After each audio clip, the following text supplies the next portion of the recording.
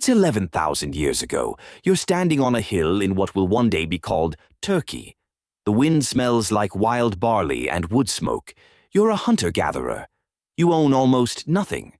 No house, no king. You've never seen a wheel, a coin, or a written word, because none of those things exist yet. There's no Netflix. There's no calendar. There's no boss emailing you at 9 p.m. about circling back. And in front of you, 100 people you've never met are dragging a 16-ton stone pillar up a slope, by hand.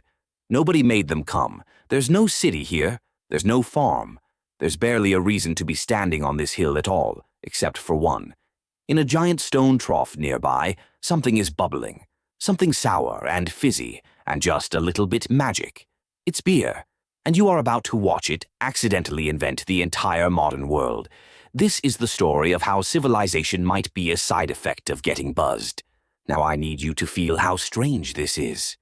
Everything you have, your apartment, your job, your phone, the road outside, the country you live in, the alphabet I'm using to write this, all of it sits on top of one invention: civilization. People living together in enormous numbers, growing food, building cities, keeping records, following rules made by strangers they will never meet. We treat that like the obvious thing humans were always going to do. Of course, we build cities. We're smart. We're ambitious. But here's the thing nobody tells you. For about 300,000 years, anatomically modern humans, people exactly as clever as you, looked at the idea of farming and settling down and said, no thanks. For roughly 95% of our time as a species, we wandered. We foraged. And by most measures, we were healthier, taller, and freer than the farmers who came after us. And then, around 12,000 years ago, in a few places at almost the same time, people suddenly chose the hardest, most miserable lifestyle change in human history. They tied themselves to dirt. They worked longer hours. They got shorter, sicker, and far more crowded. Think about that for a second. Your ancestors gave up freedom for back-breaking labor and worse health, on purpose. And here's the part that should give you chills. That choice wasn't made by some distant, abstract humanity. It was made by your people. A direct, unbroken chain of grandparents standing behind grandparents all the way back to that hill. Every single one of them chose to gather and stay and bind themselves to the dirt. If even one of them had stayed free and wandering, had never come to the fire, never settled, the chain breaks, and you are never born. You don't just live in the world they built. You exist because they built it. Why? When did this start? And more importantly, why would anyone do that? Let's start from the very beginning. Most people think they already know the answer. You probably learned it in school. The story goes like this. Humans discovered that if you plant a seed, you get food. Reliable food, bread, security. No more chasing an antelope across the savannah for 6 hours and coming home with nothing. Farming gave us a stable food supply. The food supply gave us free time, and free time gave us art, science, and eventually the glowing rectangle in your hand. Clean. Logical. Makes total sense. There's just one problem. It's almost certainly wrong. Because farming, in the beginning, was a terrible deal. One famous scientist called it the worst mistake in the history of the human race. And he wasn't being cute. When you compare the skeletons, foragers versus the first farmers, the farmers lose. They're shorter. Their teeth are wrecked. Their bones show malnutrition, anemia, and brand new diseases that come from living packed together with animals and your own garbage. And early farming didn't even give people more free time. It gave them less. A hunter-gatherer might work 3 to 5 hours a day, then nap and tell stories. The early farmer worked dawn to dusk and prayed the harvest didn't fail. So picture it. You're a free, healthy forager.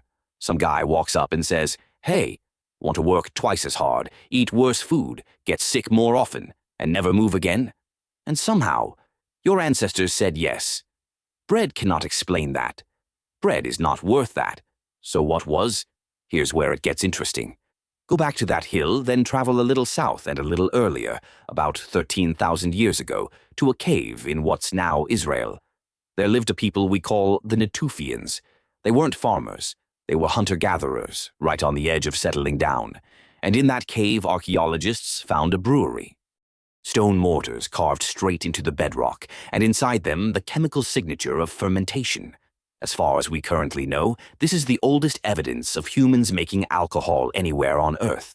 Older than any field, older than any loaf of bread, older than the first seed anyone ever planted on purpose.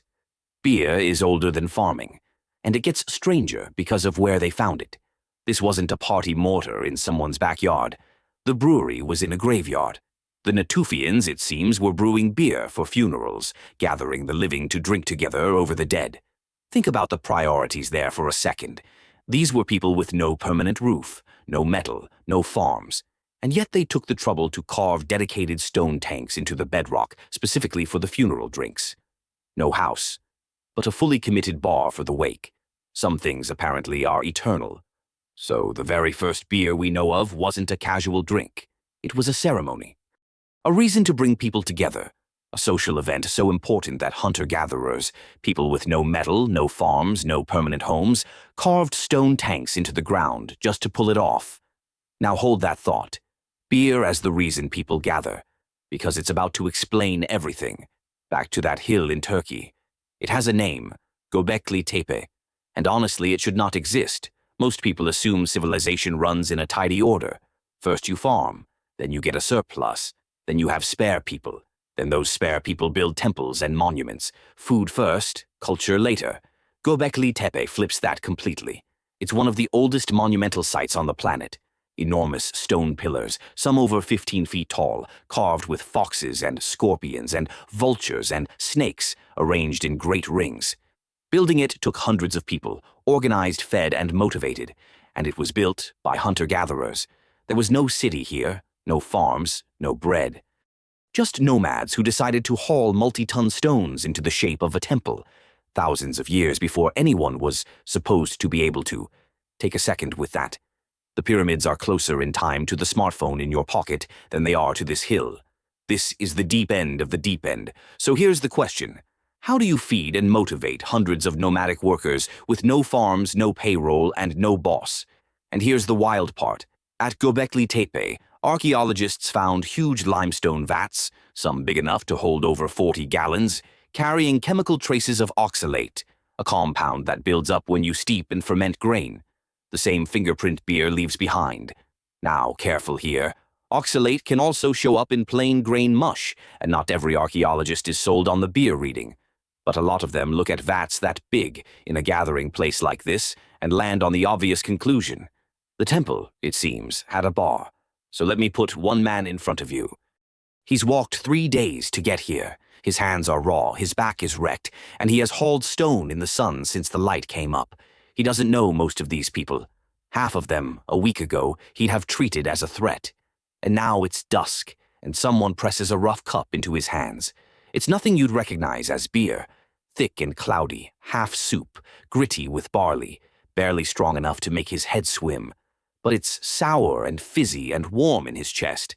And he looks at the stranger sitting next to him, and for no good reason at all, he laughs. He didn't come for a paycheck. There were no paychecks. He came for that, for the gathering, for the buzz. Because for one night on that windswept hill, he got to stop being one frightened nomad against the whole world, and start being part of something bigger. But why does that even work? Why would a bubbling cup turn a crowd of suspicious strangers into a crew that drags stone up a hill for free? Here's what most people underestimate about alcohol. It isn't just a drink, it's a piece of social technology. Think about what a couple of drinks actually does to you. It quiets the part of your brain that runs caution and suspicion and self-control. The careful manager upstairs who is always muttering, "Should I really trust this person?" Turn that manager down and strangers laugh more easily. Guards drop. People bond.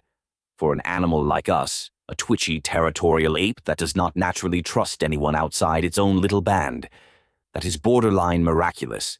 Alcohol is a chemical shortcut to the one thing civilization absolutely requires, and our instincts absolutely resist: cooperating, at scale, with people we have never met. And no, before you ask, this probably wasn't mainly about clean water. You've maybe heard the claim that ancient people drank beer because the water would kill them. For most of history, that's wildly overblown. People drank plenty of plain water and were fine. The earliest beer wasn't a safety hack. It was something stranger and better than that. It was the excuse to gather, and the glue that held the gathering together once everyone showed up. Now, I have to be honest with you here, because the experts are. Nobody can prove beer built civilization. We can't go back and watch it happen. What we have is a pattern, brewing and feasting showing up right at the dawn of settled life, again and again, in place after place. And a lot of archaeologists who think that pattern is trying to tell us something. So I'm not going to swear to you it was the cause. I'm going to show you the evidence and let you feel how heavy it gets. Because some researchers argue this is exactly why brewing and feasting cluster around the moment we settle down. A big feast with beer is how you forge an alliance. It's how you throw a party so generous it outhosts your rivals and pulls their people into your orbit. It's how you turn those guys over there into our people. And the moment one group starts bonding and organizing around the feast, everybody else has to keep up or get left behind. The party becomes an arms race. The arms race becomes a society. There's your engine, not bread, not hunger. The need to gather, to bond, to celebrate, and yes, to catch a warm buzz together around a fire. That squirrel watching you from a branch, by the way, is having a full existential crisis because his species never once figured out how to throw a party. And yours is about to build New York out of one. But here's where it gets really interesting, because a party has a fatal flaw. Beer runs out, and once you've discovered that beer is the thing, the glue, the ritual, the reason 100 people show up and behave like family, you need a reliable supply of grain to brew it. A lot of grain. Far more than you can grab off wild plants between hunts, so you start tending the wild barley, then protecting it, then planting it on purpose, right near your gathering place, so it's there for next season's feast. You stay put to guard the harvest. You build a granary. You build a storehouse. And without ever deciding to, you have just become a farmer. Not because you wanted bread, because you wanted the brewery to stay open. Now the dominoes fall fast. Stored grain means surplus. Surplus means some people don't have to farm at all. They can be priests, soldiers, craftsmen, chiefs. And surplus means somebody has to keep track of all of it. Who stored what? Who owes what? Who gets how much? So picture yourself a few thousand years later in one of the first cities, sitting with a lump of wet clay and a sharpened reed. You're not writing a poem. You're not recording a great battle or a prayer. You're counting jars of beer. Who brewed it? Who owes it? Which workers get their ration tomorrow? You press the marks in, line after line, and without the faintest idea that you're doing it, you are inventing writing. Because here's the part that sounds made up. A huge share of the oldest writing we have ever found, clay tablets from the first cities of Mesopotamia, is beer. Receipts for beer. We have 5,000-year-old records that amount to this many jars for these workers. Before poetry, before history, before anyone wrote down a single love story, humans bothered to write that down. And then they did write a love story to beer. One of the oldest songs we have from Mesopotamia is a hymn to Ninkasi, the goddess of brewing. And history played a little joke on us here, because that hymn is also, line by line, a recipe. The way they worshipped and the way they recorded how to brew were the exact same document. Beer wasn't just on the menu, it was holy. And it was money. In the first cities, the workers who raised the walls and dug the canals were paid in a daily ration of it. Long before coins, a cup of beer was a wage. You did the work, you got the buzz. Writing, cities, specialists, law.